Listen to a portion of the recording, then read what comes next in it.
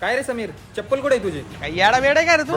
नवरात्र चालू आहे, माहित नाही का तुला? 9 दिवस चप्पल घालत नाही मी, कडक उपवास असतात माझे. तू पण धरत जा जरा, पुण्य लागेल. ए लल्लाटी भंडार दूर लुटून दे. ए सम्या, चल नाश्ता करायला.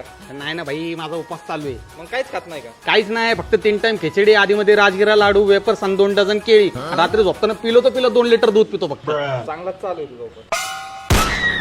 अरे काय रे समीर, गाडीची सीट कुठे आहे? अरे ते नवरात्रीचे उपवास चालू आहे ना, आता गादीवर बसायचं ना म्हणून सीटच काढून टाकली. चल येऊ का? आता कुठं चालला? एकविरेला चाललो. असा हा बस बस भाई, आलोच मी. हा भाई. भाई चूक झाली. देवा माफ कर. भाई काय झालं? अरे भाई, माझे नवरात्रीचे उपास होते ना, गादीवर बसायचं नव्हतं. पाप झालं माझ्याकडनं. अरे भाई, रात्री तो चुकून गादीवर झोपून गेलो होतो, पण देवाला पण माहिती चुकून झालं. आपण थोडी मुद्दामून केलं, बरोबर आहे का नाही? बरोबर आहे.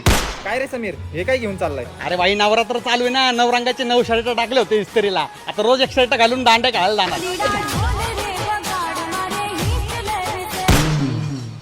काय रे सम्या, तुझा तर उपवास आहे ना? हा भाई. मी सिगरेट का मारतोय?